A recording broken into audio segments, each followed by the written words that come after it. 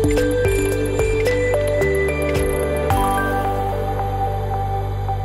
రోజు అచ్చంపేటలో 2000 ఉన్నాయి, 3000 ఉన్నాయి, 4000 ఉన్నాయి ఓట్లు. ఎట్లా సాధ్యమవుతుంది అని అంటున్నారు. ట్రోల్స్ చేస్తుంది కాంగ్రెస్ పార్టీ, అదేవిధంగా టిఆర్ఎస్ పార్టీ. పువ్వుల బాలరాజ్ ఒక్కడే వెళ్ళిండు. ఇక సంకల్ జబ్బలు జరుచుకోవడమే కాకుండా నేను పార్టీ మారుతున్నానగానే కొంతమంది పనికి రాని వాళ్ళతో నా మీటింగ్లు పెట్టించింది. మళ్ళీ పువ్వుల బాలరాజ్ ఒక పవిత్రమైన రోజు, మోడీ గారి పుట్టినరోజు, తెలంగాణ విమోచన దినము, విశ్వకర్మ దినోత్సవం రోజు, జన్మదినం రోజు, ఈ రోజు ఇక్కడ అడుగు పెడుతున్నాము అని అంటే నిన్న TRS party working president Achampet నుండి చాలా నిఖార్స్ అయినటువంటి వాళ్ళు, నిఖార్స్ అయినటువంటి నాయకులను పిలిచి మీటింగ్ పెట్టిండు. పెట్టి 28 తారీఖు వస్తాడంట. ఎందుకు వస్తాడో టౌన్ లో మనము ముఖ్యమంత్రి కేసీఆర్ గారు ఉన్నప్పుడు ముఖ్యమంత్రిగా నేను సాధించినటువంటి ఉమామహేశ్వర రిజర్వాయర్, చెన్నకేశవ రిజర్వాయర్ శంకుస్థాపన చెయ్యాలని వారి సూచన మేరకే నేను ప్రాధేయపడి సాధించినటువంటి నిధులతోన ప్రాజెక్టుకు శంకుస్థాపన చేద్దాం, ఆ కృష్ణమ్మ నీళ్లతో రైతుల పాదాలను కడుగుదామంటే తాత్సారం చేస్తూ చివరికి నేను ఒక బహిరంగ సభకు ఏర్పాట్లు చేసి ముఖ్యమంత్రి రాలేకపోతున్నాడు. కేటీఆర్ గారు మున్సిపల్ శాఖ మంత్రిగా ఉన్నాడు. వస్తే నేను చదువుకున్నటువంటి వాడిని కాబట్టి వాళ్ళని ఏమన్నారు.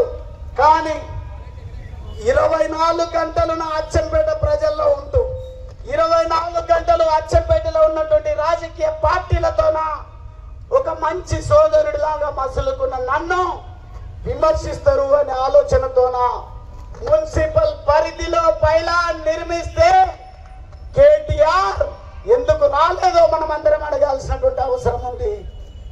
పునాది రాయి వేయడానికి భయం ఎందుకు అయింది అని అడుగుతా ఉన్నా. గువ్వల బాలరాజు ఓడిపోలేదు. గువ్వల బాలరాజును కుట్ర పూరితంగా ఓడించిందనడానికి కుట్ర చేసినటువంటి పనికి రాని వేదవలను పిలిచి మళ్ళీ మీటింగ్లు పెడుతున్నారు అంటేనే టిఆర్ఎస్ పార్టీలో వాయిస్ ఉన్నటువంటి పేదల పక్షం వహించేటువంటి వాళ్ళు ఉండకూడదు అని భావించిండ్రు.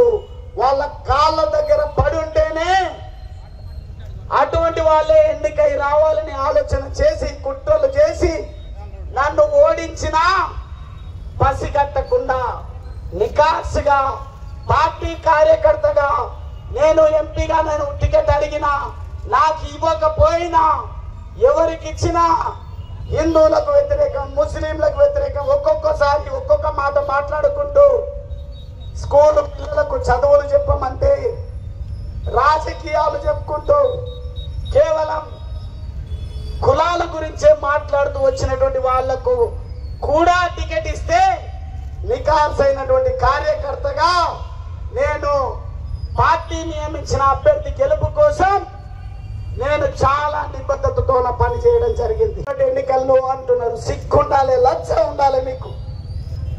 ప్రాణం పోయిన ఈ రోజు కూడా చెప్తా ఉన్నా, ఏదో ఆచారాన్ని అన్నట్టుగా నవ్వుకుంటా అన్నాడు ఆయన. ఎవరు ఎంపీ అవుతారు, ఎవరు ఎమ్మెల్యే అవుతారు, ఎవరికి అవకాశం ఇస్తుంది నా చేతుల్లో మీ చేతుల్లో లేదు. బీజేపీ అధిష్టానం చేతుల్లో ఉంటది. నేను 2 సార్లు ఎమ్మెల్యేనా, ఎన్నిసార్లు కావాలనుకున్నా ఎమ్మెల్యే? నేను ఒక్కసారి ఎమ్మెల్యే కావాలనుకున్నా. 2 సార్లు ఎమ్మెల్యే అయినా ఎమ్మెల్యే పదవి కోసమో ఎంపీ పదవి కోసమో గెలుస్తామో ఓటుతామో అని బేరీస్ వేసుకొని రాలేదు. నిజమే, రేపు భవిష్యత్తులో బీజేపీ పార్టీయే రాష్ట్రంలో దేశంలో అధికారంలోకి రాబోతా ఉంది. కానీ ఆ ఆశతో మాత్రం రాలేదు అన్న ఉంటే నవ్వుకుంటా అంటున్నాడు. ఆయన కూడా తెలుసు ఏదో పైరవీలతోన టికెట్లు రావు భారతీయ జనతా పార్టీలో. నికార్స్ అయినటువంటి నాయకులు, కార్యకర్తలు దేశ రక్షణ కోసం, సిద్ధాంతం కోసం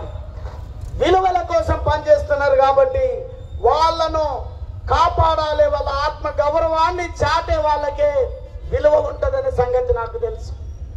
నేను ఈరోజు అంబేద్కర్ పాదాల దగ్గర మీకు ప్రామిస్ చేస్తా ఉన్నా, రేపు నాకు ఏ అవకాశం ఇచ్చినా ఇవ్వకపోయినా నాకు సంబంధం లేదు, అవసరం లేదు. కానీ నేను ఎత్తినటువంటి ఈ జెండా దేశానికి రక్షణగా ఉంటా ఉంది. నేను ఎత్తినటువంటి ఈ జెండా మన సంస్కృతిని సాంప్రదాయాలను కాపాడుతూ ఉంది. నేను ఎత్తినటువంటి ఈ జెండా నిజమైన సెక్యులరిజాన్ని చాటుతూ ఉంది. అందుకే ఇక్కడ అలీం ఉన్నాడు, అక్కడ కలీం కూడా మన పార్టీలోనే ఉన్నాడు. అన్ని విభాగాలు ఉన్నాయి భారతీయ జనతా పార్టీలో. కేవలం కాంగ్రెస్ పార్టీ కుట్రపూరితంగా జనతా పార్టీ పైన ఒక ముద్ర వేసే ప్రయత్నం చేస్తా ఉంది. మతతత్వము, కులతత్వము అని బాబాసాహెబ్ అంబేద్కర్ గారిని కులానికి పరిమితం చేస్తా ఉంది. బాబాసాహెబ్ అంబేద్కర్ ఏ రోజు కూడా మతాల గురించి మాట్లాడలేదు. రాజ్యాంగంలో తనకు నచ్చిన బుద్ధిజం ఎంచుకొని పోయిండు. మీకు భారత రాజ్యాంగం స్వేచ్ఛ ఇస్తుంది, ఏ పార్టీలోనన్నా ఉండండి, ఏ మతంలోనన్నా ఉండండి. కానీ దండం పెట్టి చెప్తా ఉన్నా కుల వ్యవస్థను రూపుమాపండి అని బాబాసాహెబ్ అంబేద్కర్ చెప్పడం జరిగింది. అందరం ఒకే పద్ధతిలో కూర్చుందాము, మాట్లాడుకుందాం అంటే మున్సిపాలిటీలో ఒక మీటింగ్ పెట్టండి, టౌన్ ఎట్లా కాపాడుకుందాం. అదేవిధంగా ఇంకెక్కడైనా ఇన్స్పెక్షన్ బంగ్లా ఉంటుంది, అక్కడికి పిలవండి, అన్ని పార్టీల డెలిగేషన్ పిలవండి. అచ్చంపేట నియోజకవర్గంలో ఏ రకమైనటువంటి సాంప్రదాయం ఉండాలో అక్కడ చర్చించుకుందాం. కానీ ఇష్టారీతిలో ఒకరికి ఒక రకంగా న్యాయం, ఇంకొకరికి ఇంకో రకమైన న్యాయము అంటే చూస్తూ ఊరుకోవడానికి ఉడుకు రక్తంతో ఉన్నటువంటి కాషాయ సైనికులు సిద్ధంగా లేరు అని సందర్భంగా తెలియజేస్తా ఉన్నా. మీరు బాబాసాహెబ్ అంబేద్కర్ చిత్రపటాన్ని పార్లమెంటులో పెట్టలేదు 10 సంవత్సరాలు, 40 సంవత్సరాల పైచిలకు అధికారంలో ఉన్నా.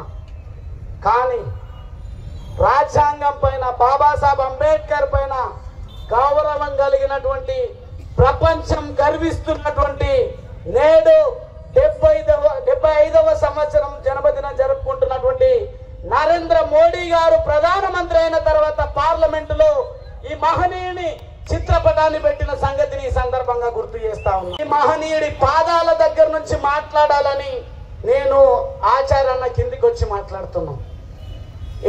ఎందుకు మాట్లాడుతున్నామంటే ఆ మహనీయుడికి నిజమైనటువంటి గౌరవం ఇచ్చింది మేము.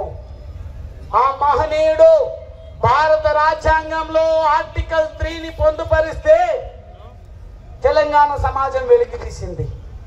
భారతీయ జనతా పార్టీ మద్దతు పలికింది కాబట్టి తెలంగాణ రాష్ట్రం ఏర్పాటయ్యింది.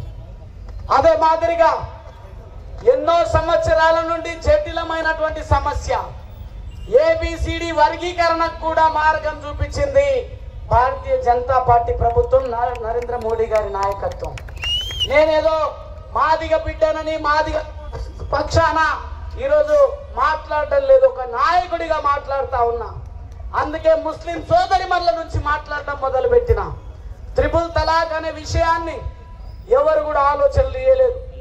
నేను ఎవరినో కించపరచడం కాదు, ఎవరి పర్సనల్ లాలో వ్యతిరేకించి మాట్లాడటం లేదు. ఎందుకంటే అంటే న్యాయశాస్త్రం చదివిన నేను.